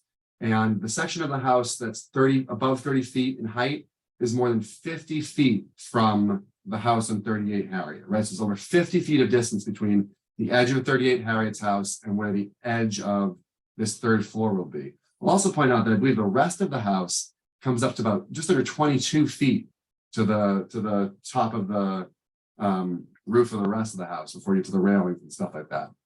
Loss of market value. Again, I'm confused as to how an overgrown lot being replaced with $1 million+ home is suddenly going to negatively impact houses in the neighborhood. Changing the face of the neighborhood. That's not the standard, one. And two, again, there's a smorgasbord of properties out there. And so it's not like this is some cul-de-sac where everybody has, one of 3 different house designs. It's, you see stucco, you see ranches, you see, 3-story mansions. There's no character other than variety out there. And then again, this idea that everyone's going to want one. Well, first off, no one else is out there with a blank lot. Secondly, as this board is always quick to remind me, the zoning, ZBA decisions do not set precedent. This is 38 Harriet. That's the house that was in discussion. And 23 feet in from that edge of the lawn is where the tallest portion of the house will begin. Someone from 12 Harriet Road wrote a letter. They are more than 700 feet away. They're separated by more than 4 lots and a road, dense vegetation. So we can't see how 12 Harriet is actually impacted despite their concerns. 22 Harriet, that's this one in orange. Again, there was some complaints about the plans. The plans did accurately show the section that was more than 30 feet. And it was complaining about construction issues, runoff, noise, lost wildlife habitat. That's irrelevant to your consideration on a height permit and would be the same impact at a height that was no more than 30 feet above average grade. So again, as far as detriment to the neighborhood, this house has not articulated anything that is actually truly detrimental in a sense that you have control over it in a height permit. 22 Harriet Road, that's the house with the X on it here. So that's, what we just talked about. And that one is 300 feet away, again, separated by a house and a road. But unlike if you even see this house, if you see the blue star, it's tucked back and there's that house in between it. So I'm not sure how you even see this house from here. And again, if I'm, people have their right to look where they want to look, but if I'm at 22 Harriet Road, I'm not looking back and left toward Mariana's house. I'm trying to look out and toward the back shore and the ocean, right? And this will show you again how far away this property is. That blue star down by the parked car is Mariana's property. 22 Harriet's out of frame behind and left of the camera. We heard opposition from 9 Land's End. And this one again was really disappointing because first off, 9 Land's End is approximately 7 feet up from Mariana's property. So these two houses, so basically even a 34.3 foot maximum height relative to, the walkway of 9 Land's End isn't even at 30 feet, let alone above 30 feet as they view it. Another person complaining theoretically about the loss of market value. There's two issues here. One is that, as I explained in the beginning, Mariana was intentionally sensitive of 9 Land's End. She could have proposed to site her new house as jammed as far into this corner as she could to, again, look down Land's End Lane and see that ocean. But she knew if she drove the house down to this corner, it would really impact 9 Land's End. And so instead, she pushed it up into this area of the lot so that 9 Land's End could look right past it. And again, as I mentioned, the side of the third floor is tucked even further in from the side lot line. So we're about, we're more than the 20 feet in from the road. We're then another, 25 plus feet or even start. So theoretically, 9 Land's End is going to be looking out over a 21 foot flat roof. And it's not going to be looking at this tall part at all because it's been intentionally sited to make sure that Mariana does not screw up their view corridor down Land's End Lane out to Atlantic Road. This again shows you can see that the house sits up as compared to Mariana's lot down here. 11 Land's End, and they said that Fairmont was concurring. Again, these people are 2 houses behind. If you look at the topography, it's hard to see, but these are the little ridge lines of the topography. There's a ridge that runs through here. And so the land kind of comes up and then kind of comes back down. And so again, a 30-foot tall house in either of these 2 lots is taller in reality as viewed from these houses than this 34.3 foot section of this house will be. And these houses, despite being a little lower than their neighbors, are still higher up than Mariana is. And again, they are 200 feet away, separated by houses and dense vegetation. So the idea that there's going to be substantial detriment to these houses by Mariana having a section of her house, 4 inches too tall, I don't believe is accurate. We heard from 8 Land's End, concerned about it towering over the ranch style house. Well, again, I don't think anything you do over on 7 Land's End is going to tower over this lot here. Sorry, the ranch maybe on the other side, on this lot here. But what I'm pointing out more is that we are, as far as this property is concerned, at 150% of the setback, right? You're required to be 20 feet off. They're 30 feet off. They're 25 feet from the road. So the house I have in orange here is basically 125 feet from the taller portion of Mariana's house. It's also unlikely to throw any shadows this way. Again, we're north aligned here. The sun is going to be coming through the southern sky. And so any shadows on this property are not going to be cast down and to the left in a southwesterly direction of that property. We heard from 10 Land's End Lane worrying about direct impact on water views and therefore property values.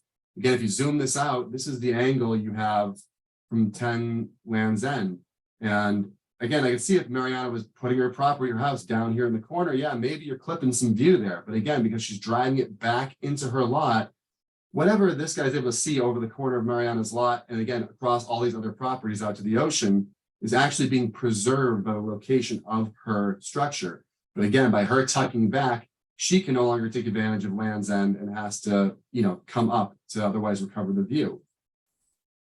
We had another person complaining 475 feet away about the precedence this would set. Again, there is no precedence. Again, just show how far away they are. That blue dot, blue star by the parked car is the property. We're standing in the driveway of 17 Harriet. So again, that was long, but I go back to remind you what the standard you have to apply. Again, it's just that the height is consistent with neighborhood character, as you heard in the butter mention. It was just a new building rebuilt 42 feet tall, within a stone's throw of this house, right? There are 3-story mansions on the ocean, on the one road down, right? So we are definitely consistent with neighborhood character. And then you go, this argument of substantially detrimental to the neighborhood has to be real actual impact. It cannot be misunderstood impact. It cannot be perceived impact. It cannot be, we're upset because we weren't able to do this when we tried to do it ourselves. The reality is you have to show that there's actual real harm to the neighborhood. And again, I think as I've shown you tonight, the reality is this project has been designed and cited intentionally to minimize it. The majority of this house is 22 feet tall plus some railings where the deck is, right? There are way worse as of right designs. Everyone keeps saying, oh, you can go 30 feet and be fine. There are way worse 30-foot as of right designs that would give Mariana a great view of the Atlantic Ocean down Land's End. She has chosen instead to try to screw up everyone's view the least. And in doing so is asking to come up a level, 4 feet, 4 inches, 4.3 feet, and recover what she is sacrificing by trying to do the right thing. We're very sorry the neighborhood is so upset. We're very disappointed that not one person reached out to have this conversation before tonight. But I hope the board again will apply the law of the ordinance and realize that we've met the standards for a permit. And I thank you very much. Thank you. Discussion by the board.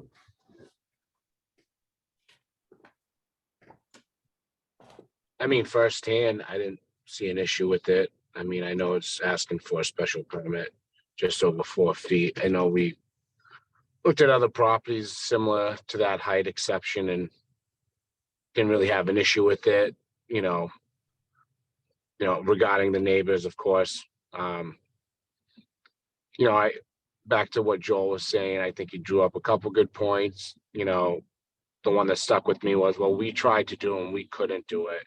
So that said to me, so if you got it, you wouldn't have given this person a hard time. But understanding what everyone is concerned about, design, I see right on Atlantic, or right on the back shore, there was a house similar that squared and botched up like that. So I didn't think it was that much out of the ordinary as far as some of the other homes. There are some nice colonial homes there with gambrel ends and whatnot, but it does look and feel kind of like a diverse neighborhood rather than just cookie cutter homes. And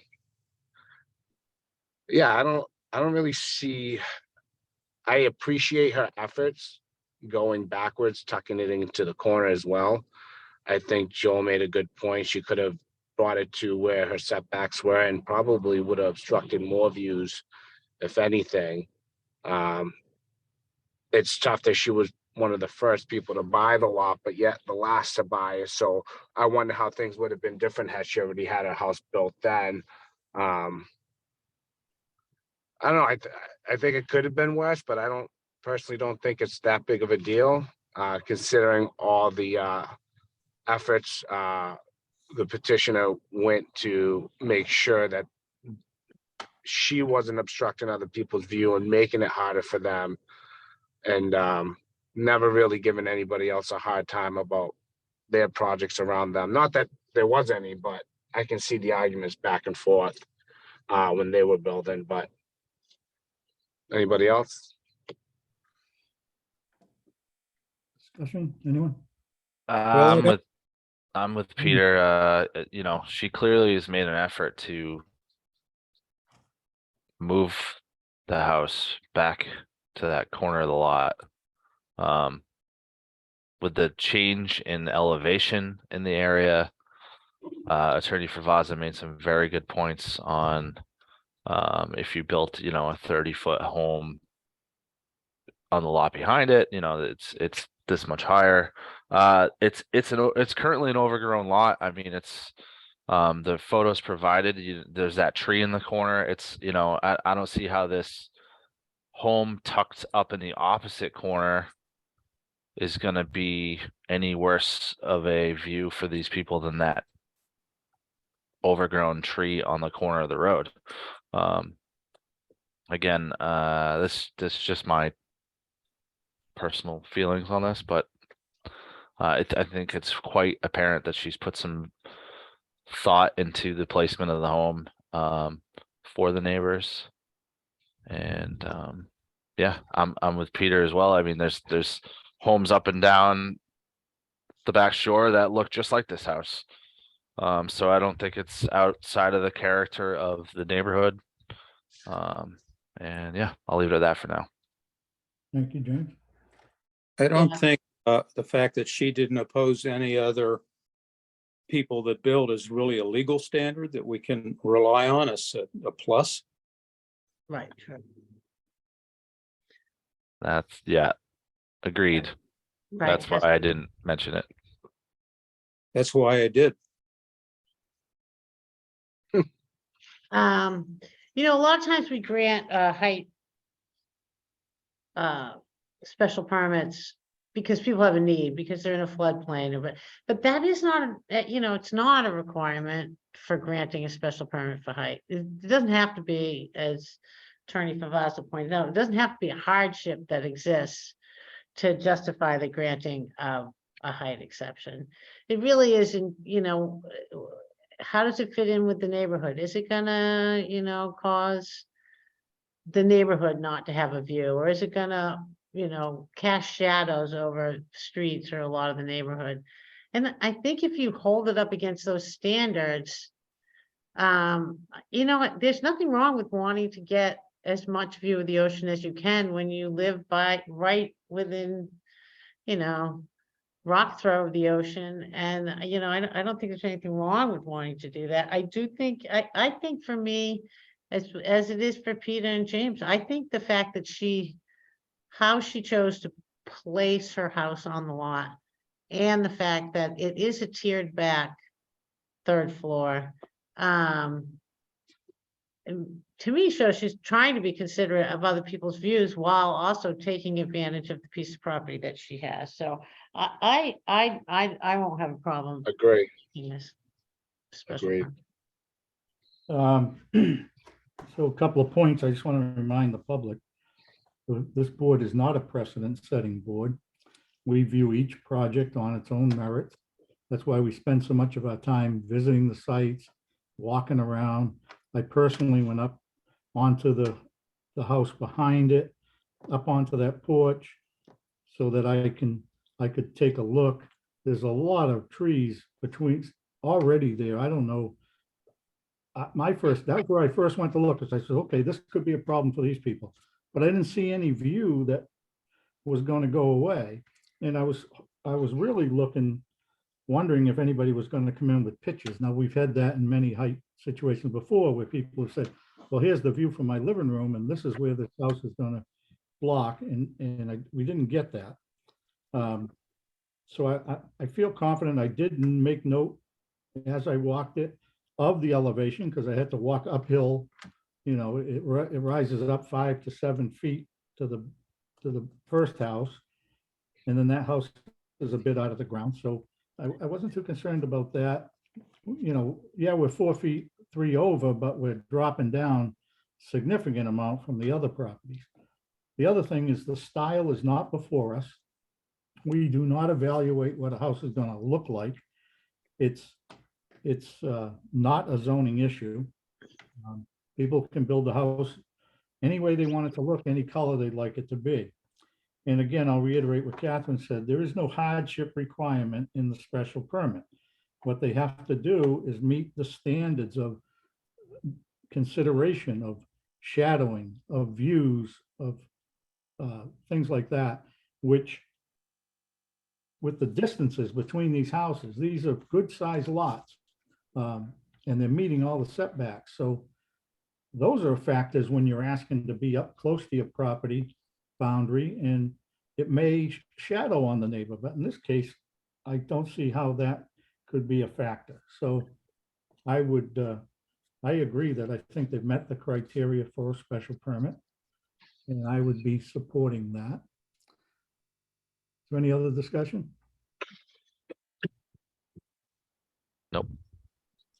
With that said, will someone wish to make a motion on the application? I'd appreciate it.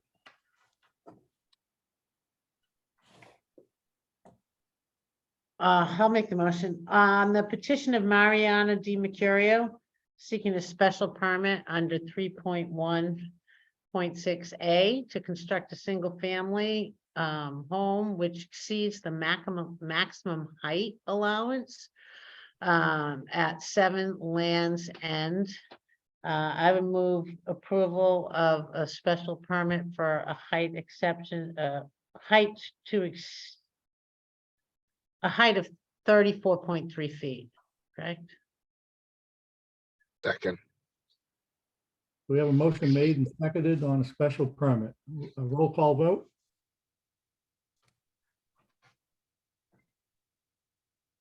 Mr. Canavo, yes. Ms. Swifty, Yes. Mr. Gelati, Yes. Mr. Gyllenhaal, No. Mr. Parisi. I also vote yes. I feel the criteria have been met for the special permit for height and that it's not going to have a negative impact on the neighborhood. We've heard our decision is favorable. We'll get those plans stamped and signed next week, and we'd appreciate a draft of a decision. Will do. Thank you. Thank you so much. Have a great night. Okay, is there any other business that anyone wants to bring up before the board? I'll I remind got you. sworn in. Oh, you did. Good for you. So next Thursday, we have the special meeting. I know James will still be remote. Hopefully, everybody else will be able to be there. And Yeah, like I say, it's time to, we really want to get rolling and get this project reviewed. You know, get our experts together, get their experts together, be able to ask the significant questions that are so difficult for us to ask when you're jumping between plan to plan and back and forth. So that being said, I'm looking forward to next week and hope it'll be productive. have we gotten additional materials from our consultants? They're going to be there and all their reports are going to be there. Like I said, the only one they've agreed to spend more time on was getting The together. stormwater? I love this. They're getting together. They're going to dig the test pits together so there's no he said, she said, and the results are cut and dry. I deal with this on some projects from time to time, and it's good. We got to know what's in the ground. We've got to know whether it's going to absorb the water. And that's what we need to find out about. Because if it doesn't, then it's a problem, you know? So Yeah, right. Agreed. I do recognize who's been in attendance also is Donald Bellinger, who's one of the building inspectors. And he's been helping out with reviewing applications and moving things forward. I personally don't think I've ever met him, but he's there. We can all say hello. Hi, Tom. With that being said, I'll entertain a motion to adjourn. Motion to adjourn. Second, Made and seconded, roll call vote to adjourn. Mr. Gyllenhaal, Yes. Mr. Gelati, Yes. Mr. Canavo, yes. Ms. Swifty, Yes. Ms. Parisi, Mr. Yes. Parisi, I'm sorry. We are adjourned. Thanks, everybody, for logging in from wherever you are. Yeah, you too. Work on that tan, Catherine. Come on. You're in the I zone. am. I'm working on it. Where I'll are see you, all Catherine? next week. I'm in Rincon. Where are you? I'm in Vieques, so we're, Oh, you're on the island. Nice. yeah, I'm all the way the other way. Yeah. Yeah. Shut Yeah. up. Have you seen any whales down there? We've seen a ton of whales. Yeah, I did actually. Yeah, Yeah, pretty cool. yeah, absolutely. Anyway. All right, we'll guys. be told soon. Sicily. Perfect. All right. See everybody Hey, next guys. Thursday. Bye. We'll Bye-bye. see ya. Bye. Bye. Oh, James is on Vieques. I knew he was in